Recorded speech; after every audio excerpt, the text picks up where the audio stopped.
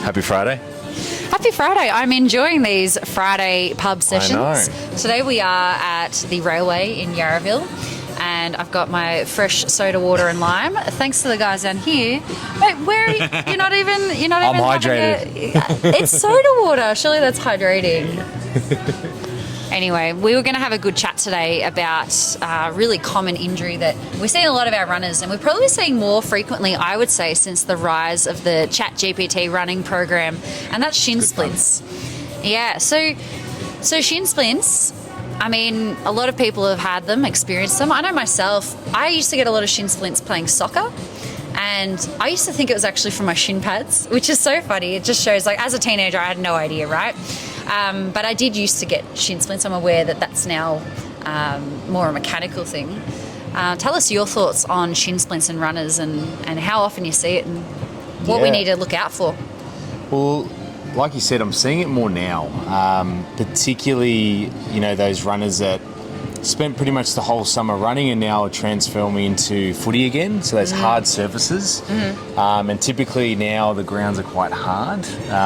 So you're getting all sorts of, pain down the shin, and that's essentially what shin splints is pain down the inner portion of our tibia. So in running, particularly, I think the main one is like overload. When you're just getting into it way too quick. Like, you've obviously got a marathon to train for, and you're just like, well, I want to get that 20Ks done or whatever, and you just go way too fast. So you get that big spike in load, which causes that stress along the shin bone. And quite often we'll do running with no strength training, so there's that imbalance in the body, and something's got to give, and most likely it is the shin bone because of that lateral force it gives on the tibia. So I think the biggest one to look out for is that spike in load.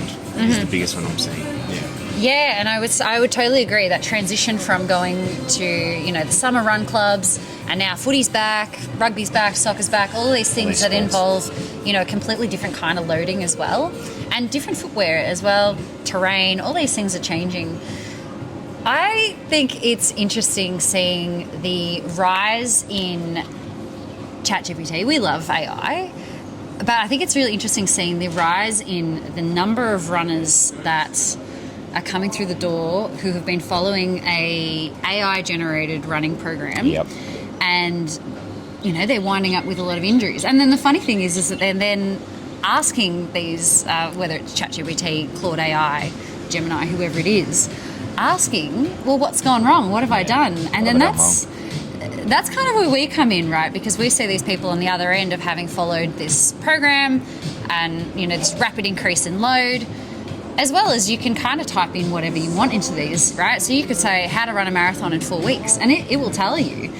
Is that going to be a sustainable thing for your body? Well, maybe not, especially if your body's starting to break down. So as someone who works with a lot more runners than probably I do, being the hypermobile running community, what are you seeing as far as these trends go? And is there anything that you would recommend people look out for when it comes to symptoms that they're experiencing following an AI-generated run program?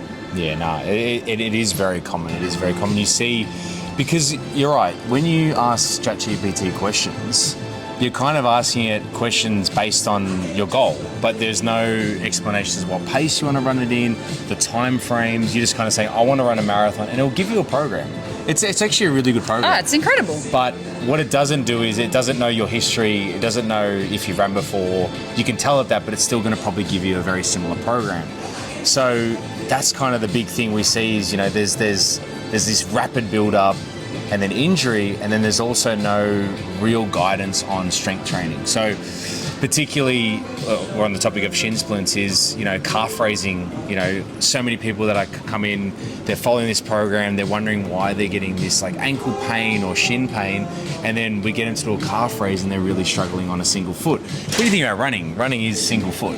You're hitting the ground, almost jumping on one foot. It's like hopping repetitively. Correct. So if you can't calf raise, how do you expect it to run a marathon? You know what I mean? So that's no disrespect to the patient because they don't know, but that's probably the biggest thing we see is that imbalance of strength, and then with the spike of load.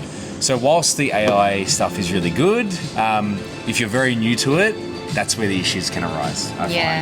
Yeah, and I think we've had this conversation a few times in the clinic with our other clinicians about the rise of bone stress injuries. And Yep. bone stress being You said the kind it. of, You went there. yeah, the kind of like bone stress fractures, and a lot of that being attributed to this rapid increase of load based off the kind of AI generated programs that runners are now following. Yeah. And the biggest risk with that is metabolic as well, right? So like if you're getting a stress fracture, then essentially your body is going, there's too much stress here, we need to lay down more bone, and that is problematic as well. And these are long-term injuries, like things that people require quite a lot of time off their feet to repair. So I think it is a really interesting time to be in healthcare and to be a runner in healthcare, because we're seeing this real rise in obviously running popularity, as well as, oh my god, hottest ticket in town is a marathon ticket these days. Like, Bucket list item. honestly, like it's like trying to get tickets to Coachella or something.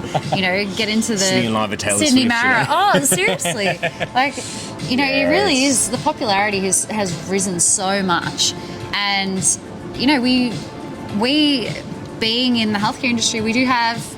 I think we have an obligation to pass on the correct information and help people out there who do want to start running understand that, yes, it can be as simple as putting your shoes on and getting out on the pavement, but if you've got some serious running goals, then you need those goals and you need a plan tailored to those goals to be really specific for you, and that does encompass load management, gait mechanics, your strength training, all of these things that are going to make it more sustainable for you to keep running. Couldn't agree with you anymore.